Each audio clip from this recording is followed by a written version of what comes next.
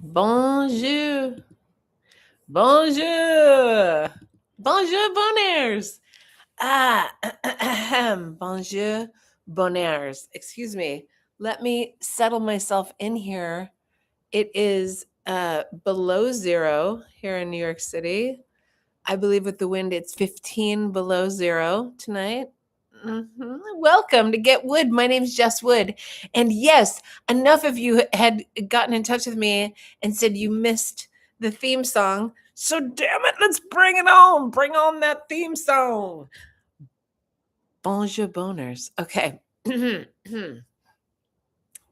Big Bird, Sesame, Big Minge Energy, Rat-a-ta-ta-ta. That's a 9 mil melody. Bam! And you say, God damn, this is a dope jam. I'm broad, I'm abroad, and I'm broader than Broadway. Yes, I'm broad, said I'm broad, said I'm broader than Broadway. Come on, join me, won't you? And I'm a diddling, diddling, diddling, diddling myself. And it feels so good. Your sauce will mix with ours and we'll make a good goulash, baby. Oh, yeah. What time is it? It's time for Get Wood with your friend. That's me, Jess Wood. Hi. Get Wood brought to you by love, peace, art, anti fascism, and fuck ice, and protect your neighbor, and hello, and warmth. I'd like to dedicate this next 30 some odd minutes to me being warm. Thank you so much. I thank you. I thank you very much. All right. Well, first of all, I don't know how I made that whistle with my tooth, but I did. I am wearing a sweatshirt. If you're just listening on audio, I'm going to tell you what I'm wearing.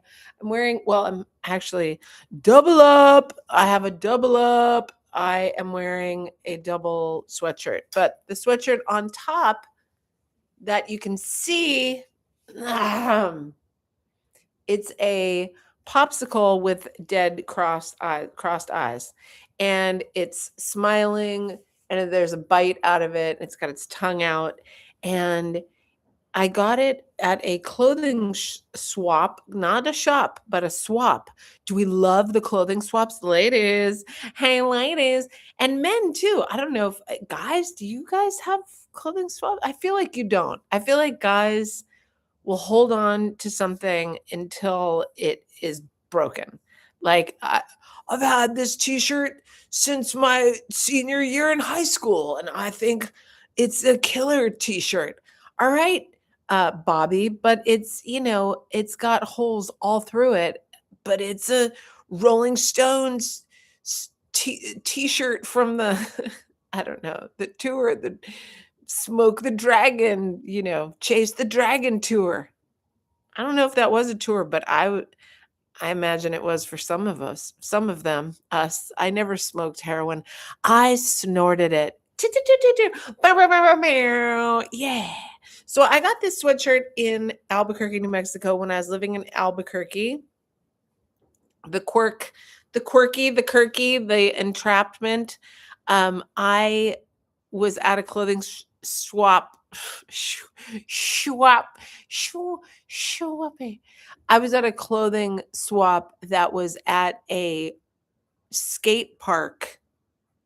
I mean, if you could give me like three things that I really, really loved all at one time: skaters, hot, clothing swaps, yes, for a good cause, and I love a clothing, and I love a clothing, and Happy Loco. That's the name of this guy's sweatshirt. It was the name of his company. I think he had to change it for some reason, but it was called Happy Loco. And I had seen him selling at some of the art walks in Albuquerque that I used to do lives for, which you can go on my Instagram and you can go see those lives. People really enjoyed the lives at the Albuquerque art walk. And I do understand why. It was very organic, it was very authentic. I mean, this is all organic and authentic. It's organic, you guys, don't panic. Everything I do is organic, so don't panic. Um, I wanted so I wanted to give a big shout out to Happy Loco and the people of Albuquerque who I love and miss terribly, and, since I left, they have comedy clubs now. Excuse me. I had to perform in tents that were part of, like, a day of an illegal dispensary comedy tent, you know what I mean? And let me explain to you how bad stoners are at being comedy club audience. Some of my best friends is stoners, all right? Some of my families is big stoners, but I gotta tell you, the fucking delay on the laughter. And then when it's over, like I remember I did a New Year's one night in one of the dispensaries in Albuquerque. I got it was a great gig. It was good money and you got weed and you got to do a lot of time on stage, but you're up there for so long. And I was walking around the dispensary, like doing crowd work. Hey, how much did you fucking smoke tonight? Because you haven't moved an inch. Are you okay? Do we need to call? We never talked about calling an ambulance with the Albuquerque folk. They're very criminally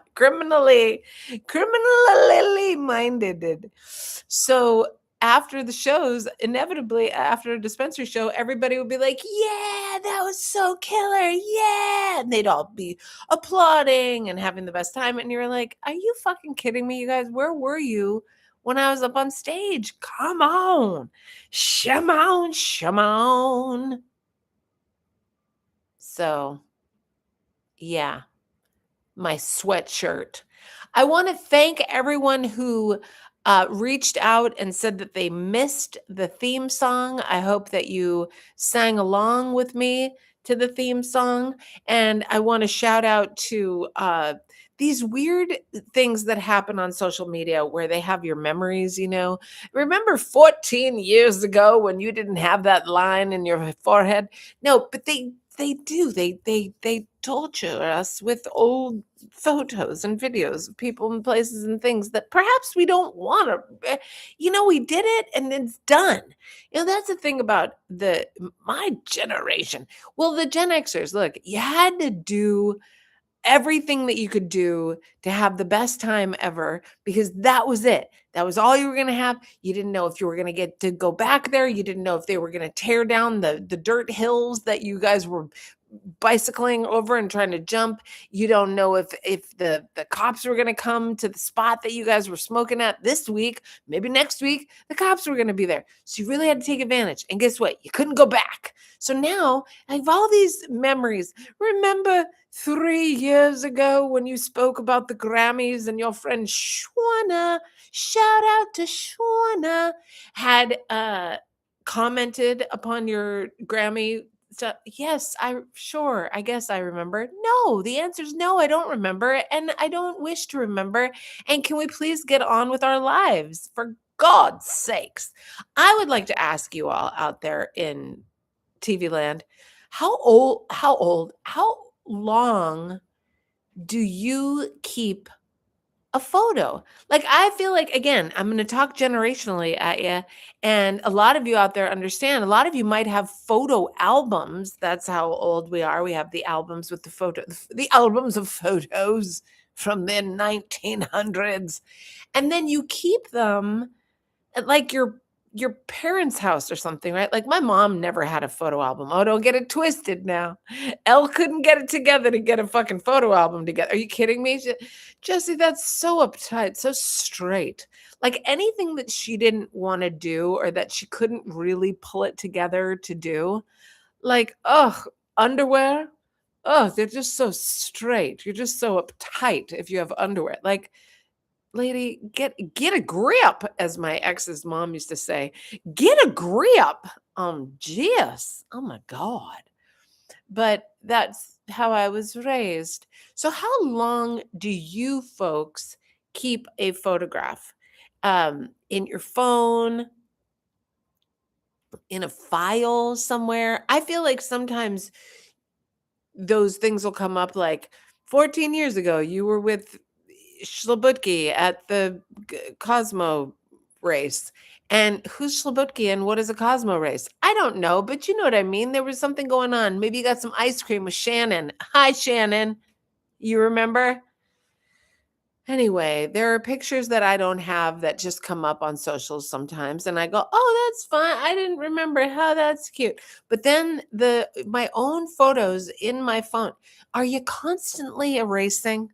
Are you like, "Who the fuck is this?" Like with the contacts, have you deleted the contacts who are dead in your phone? That's a very, very specific question, I know. And maybe it's a little dark, maybe it's a little heavy, but I want to know if you have deleted your contacts that are dead in your phone. Because I know some people, and I have a couple people out there listening that I think would know the answer to this, but I do know a couple of people who do not wish to delete the contact in their phone who's passed on because they believe that that person could still, or that soul, yeah, soul, let your soul glow, that soul could somehow get in touch with you through the phone and leaving their contact number. Now, here's the thing that I don't understand about that part. Contact number in the next life? Do you get your same number when you die? You're like, "Hey, so is this like T-Mobile where I can keep my number even though I'm in the afterlife, but I can still have like my people can get in touch with me still." Like I've had this number for so long, it would be so sad to give it up. But like, don't you think that I don't think you could bring it along with you. I don't know. How long do you keep your photos?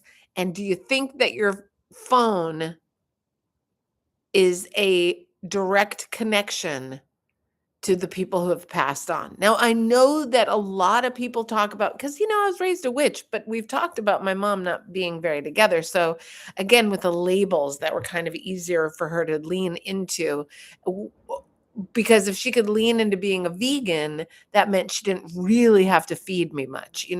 She could lean into being a hippie. It meant she really didn't have to like clothe me or bathe me much. You know what I mean? So as you get older, you realize, oh, these labels just fit like for how far she could go in terms of like pulling things together. So, so in the witchy sense, from what I've read and understood, you can get connection from the dead through electronics. I don't know why I'm waving my hands around as if my hands are electronics. But that is one of the things. It's a thing. So there's your thing. That's all. So let me know. I don't know. I have some photos of some people. I have some contacts with some people, and then some people, they're out of there. I don't know why that is. I don't know why that is. So I have a couple of mistake I'm often mistaking things. I have mistakes I make a lot of the time. I fuck up names, I fuck up historical situations sometimes, and I love that I have a couple friends and listeners out there. I would say you're my friends, if you're my listener, because we like the same things. um and y'all are very patient with me, and you're forgiving, and maybe some of you aren't. Maybe some of you have been like, you know what, fuck that lady, she fucks up names of people that I think are important, or she doesn't have her facts together when she's talking, so she's kind of talking out of her ass. Like you know what I mean well. That's really the basis of the whole shtick here, is that I mean well. So in my fuck up, I wanted to go back and I wanted to make it better. So a couple weeks ago, I was talking about um, how in one battle after another, that Tiana Taylor's character was based on Tupac Shakur's mother. And I fucked up her name, and her name is Asada. It's Asada Shakur. and I don't even know if I'm pronouncing it right, but I know it's not Anakin or Anada or Anita, and I think that's what some of the names that I had put out a couple weeks ago. So, listen, we all fuck up and we all are human. Well, not all of us are human. Apparently, there's AI out there I can't recognize. How do you recognize it? So, in keeping with the human theme, I'm here to let you know I am not perfect. I am less than perfect. I am a human lady, witch, vegan, raised, welfare stuff. And I will fuck up once in a while. And I hope that by my bringing it out into the open and admitting my wrongs, that you can also maybe uh, fix something that perhaps you had wronged. And maybe you didn't know that you had disrespected someone or done something that had hurt somebody's feelings. And now you are writing it. And that is all we can do. Because, if we just sit around and we beat ourselves up all the time, what the fuck good is that? What the fuck good is that? It's no good. It's no good. Or as me and my friend Juliet like to say, it's no good. I like the Gouda cheese, but this is no Gouda. Speaking of Juliet, we did go out on Tuesday night. Now listen, when a gal and her friend want to go outside in this kind of weather, it's insane. Like usually, you know me, I come to you on a Saturday night, loneliest night of the week. Apparently, Frank Sinatra sang about it. But I come to you weekly with loads of stories, loads of adventures and notes and things that I've done, and excited to talk to you about some wonderful uh, things that have happened for the week. But on weeks like this, when the high is, oh, what was the high today? The high today was 17, I believe, or perhaps it was 10, and the wind chill is making it below 15 degrees. So on these types of days, it's very, very hard to motivate and go outside. It's even hard to motivate to show up for you, to do this, to do one of my favorite things, the best song in the world. It was the best pod in the world. Look into my eyes and see what you see. One and one makes two, two and one makes three. It was destiny. Ah. So it was very hard for me to motivate tonight. So, but we did go out. We did on Tuesday night, and we went to comedy, and I got to do some comedy. And I have to tell you, because I'm practicing for my album recording, it's very, very difficult. And I don't know if there are any artists, comics, writers, actors, performers, storytellers. I know there are a lot of creatives that listen to this, and I want to know. I know I have a lot of questions for you tonight, but I'm so curious to know, is it harder for you to practice when you have something coming up that you know you have to practice for? Like I had a callback last week, right? And I knew I had to practice the lines before I went to the callback so that I wouldn't be just a total fuck up at the callback. But now I have this album recording coming up, and to get inspired, I've been listening to different comedy albums, and I've been thinking about the structure that I want it to be in. But the thing is, I don't have to structure it for the live performance in the way that I want it to be structured. I don't have to worry about that so much because you can go back and you can edit it for the record. So you can edit which cuts, as my mom would say, "Oh, Jesse, that's a great cut. Let's listen to it again. Great cut." Anyway, so we did go out. We did go out. I did some comedy and I practiced. I practiced. I practiced. And it was really difficult. I don't know why it's such a challenge for me to feel like I have to practice. I just feel like maybe I'm a jazz musician, a little bit like jazzy, like shiddly boo. Like I just want to go and kind of fuck around when I get on stage. Shiddly bow, shiddly boo, and I have some silly things to talk about for the week. But this week was very, very hard to gather things to chat about. But I did want to tell you that I managed to go out on Tuesday, performed, and then went out after that to see music. And it was fantastic. It was absolutely fantastic to see live music at a small venue, and it's big band in a small place.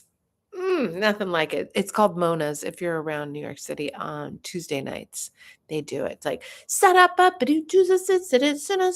swing, you know? It's a good time. And it's free. It's for free. And bring a few dollars because you want to tip the I was going to say tip your wait staff. You want to tip the musicians. They have someone walk around with a bucket so you can tip them. I would also like to say to you at this moment in time that if you don't think that I go back and watch old episodes of this once in a while, you're wrong, Jerome. I go back and I watch, and I have to tell you, it is so difficult. It is so fucking challenging to go back and watch these shows. It's not as hard to go back and listen to them, but to go back and watch and to see my face and to see my big head, it's so intense. It's so challenging. And I notice a lot of the times I'm kind of like half smiling, like I'm kind of like, I am like laughing. And if you didn't know me, you might look at my face and think, oh my God, this lady, she thinks who the fuck she is. You know, it could be very Brooklyn. Like I could look like I'm like, oh my God, I'm so cute. What's up, everybody? Look at how cute I am. How you doing? Ow.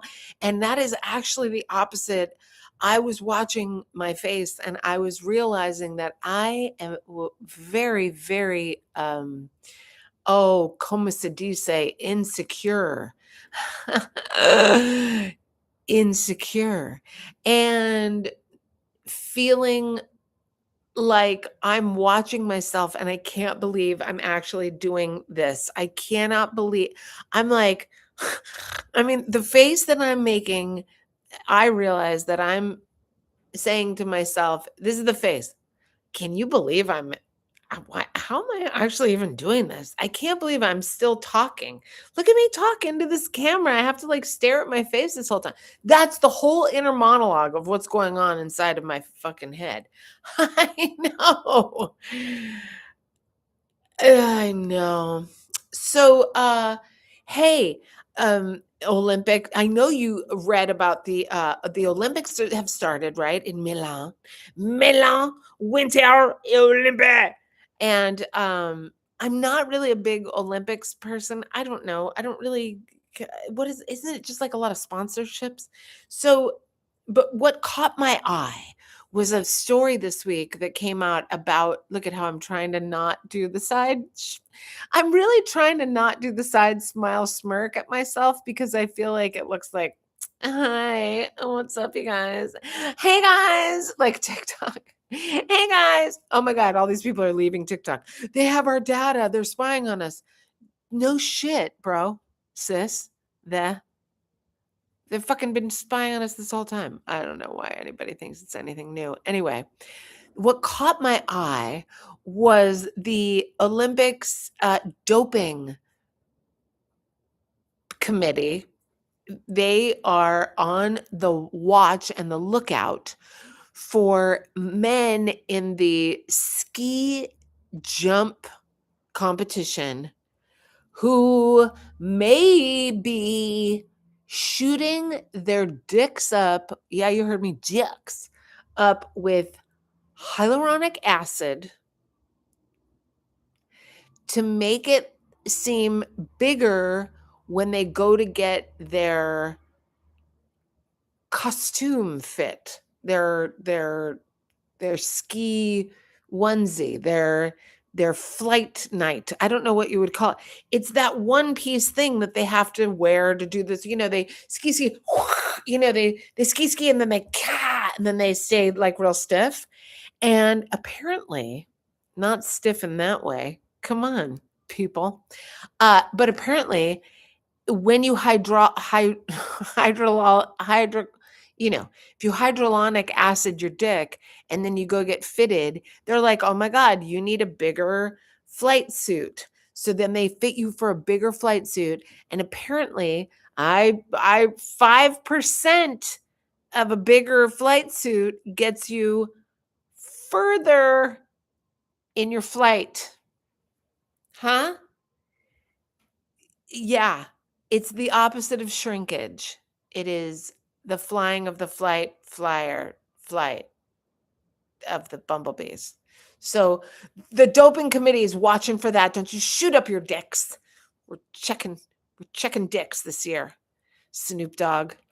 I mean, Snoop Dogg obviously isn't one of the people. He just brought the torch out, which I feel like it's such a missed opportunity to just have a big blunt, like a huge giant blunt, like the Olympic blunt, being puffed by Snoop, like the Olympus, the Olympus. Sounds too much like Ozempic. So last week I did not, and I'm looking at my notes and I'm realizing, oh my God, I forgot to say a couple of things. And one of the things was, I know it's very important that I discuss the Grammys again. There was a dress that was on a woman called Carol G. I didn't know Carol G. She's a Spanish singer, very beautiful, very pretty. And she had on a lace, like light blue. I want to say that like robin's egg blue is the new color for the next season for spring. I feel like because there were so many blue, robin egg blue. Anyway, you heard it here first. What are they wearing? So Carol with a K, Carol G had this lace dress on. And when I tell you, and I was at the JOB, and when I tell you that I was standing underneath the television set that is faces over the bar, and there were a couple people at the bar, and there was the bus boy, and there was me, and then there were like a couple other people that worked there who I wasn't paying much attention to. But when Carol with a K, when they panned down her dress, when they got to her waist area in this lace dress, Carol with a K's bush was very out in front and center. Carol with a K decided, no, I'm not going to trim for the Grammys because what? That's some bullshit patriarchy. You know what else Carol with a K decided? Underwear, that's some bullshit. Who are you? My mom, Carol with a K? Also, who will notice? Maybe no one will notice. Well, let me tell you who noticed. The motherfucking Academy. They had this girl change. I'm sure. Listen, I know a lot of the ladies and gentlemen change outfits before they go present or before they go and whatever. But when I tell you, I jumped at the TV with my finger on point and I said, look at her. Look at her bush. Her bush is out. And the busboy fell over from laughter, bright red. Oh, he was laughing so hard he could barely breathe. And then my manager, just exactly at the moment after I said, look at her bush. Carol G's bush is out. Management said to me, hey, you still owe your social. I fucked it up. Manager said to me, hey, you still owe your sexual harassment test. And I was like, you got me. Carol G reminded you. Carol G's bush reminded you that I needed to turn in my sexual harassment. I hate it. I hate it. Because you know why? Why do I hate it? Not because it's important to do and we shouldn't be harassed. No, I love that. Don't harass people. That's not fair. But the test is so dumb and it's so simple. And it's like Carol had her bush out. Should she be at work? A is no, B is yes, and C is I don't know. Carol's a free spirit. You know what I mean? Like anyway, Carol G had her bush out. They're doping their dicks. And what else? And we're done. We're done. I think that's what we'll call the show. Doping. They're doping their dicks. Oh, how about that? The dope dicks. They're doping their dicks. I never ask you this because, it's none of your business. It's none of your business. This is my business. My business. The mankind is my business. I believe that's from Christmas Carol. But there's a lady. So I was very like tripped out that on the subway there's a recording that says this, the 4 and the 5 train will not be making stops because of train maintenance. And like, what is that?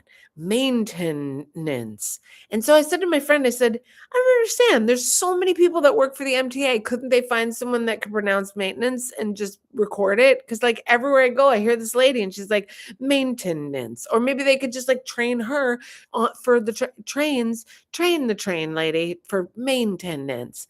But then my friend told me, "Oh, that's AI. You know that's AI. That's not even them. That's not really a person. That's AI. They don't know how to say maintenance." Is that how I'm supposed to figure out the difference between AI and human people? I'll be like, "Hey, can you say the word MAINE tenants?" Ah, she's a terrible speller. I often will say to people, listen, I may not be the best speller. I may not have the biggest vocabulary, but man, do I notice everything. And I have some good sound effects. So I'm pretty sure I get it across as much as I can and as well as I can. And listen, you have just had your wood for the week, and I'm so proud of you. And thank you so much for hanging around with me. And if you didn't come to the live, I understand sometimes life gets in the way, but I love you for listening and watching and sharing. Oh, do I love it when you share this show with your friends. And it's going to be another frigid fucking week. So I'm going to be watching more movies. I didn't even talk to you about the movies that I watched this week, which is that's fine. The Smashing Machine is something I'd like to chat about though. So I'll talk to you next week. I'll see you next Saturday. Be good to yourselves, be good to each other. If you're not doing anything that hurts you or hurts anybody else, you're absolutely killing it. I hope you're proud of yourself. And let's try to normalize being proud of ourselves. And if you're in the West Coast, stop fucking posting, oh, sorry, we're having our winter. It's 79. Stop posting that. It's not really nice. Okay. We're in real winter. This is how it is really in the wintertime. Okay. Ask Santa. Love you. Bye. Yeah, I'm going to go.